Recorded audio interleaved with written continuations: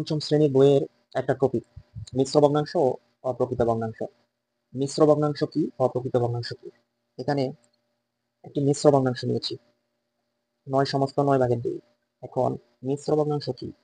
মিশ্র ভগ্নাংশ মূলত যখন পূর্ণ সংখ্যার সাথে অন্য কোনো প্রকৃত ভগ্নাংশ যুক্ত হয় তখন তা হচ্ছে মিশ্র ভগ্নাংশ।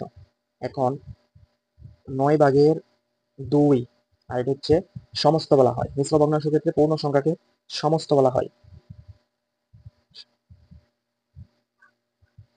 এখন এটাকে যদি আমরা অপ্রকৃত ভগ্নাংশে নিই তাহলে একটা নিয়ম রয়েছে। নিয়মটি হচ্ছে হর বাই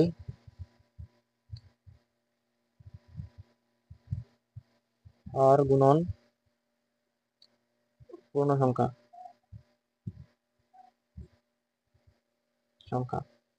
প্লাস লব।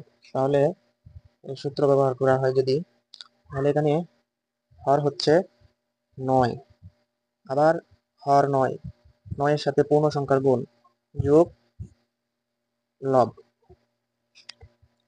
সমান হর হরই থাকবে আর উপরে হর এবং লব গুণ করা হবে।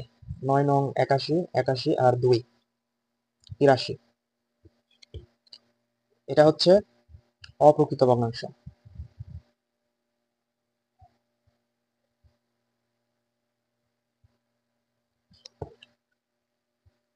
এখন যদি আমরা অপ্রকৃত থেকে যদি মিশ্র ভগ্নাংশে প্রকাশ করি তাহলে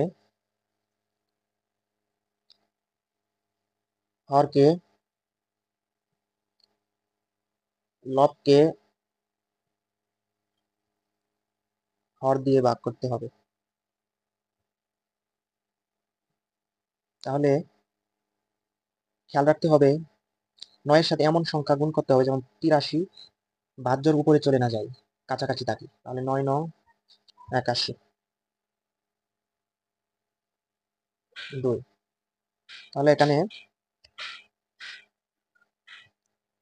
ভাজক ভাজক হচ্ছে পূর্ণ সংখ্যা 9 সমস্ত, আর ভাগশেষ হচ্ছে লব, আর ভাগফল হচ্ছে হর। এটা হচ্ছে মিশ্র ভগ্নাংশ।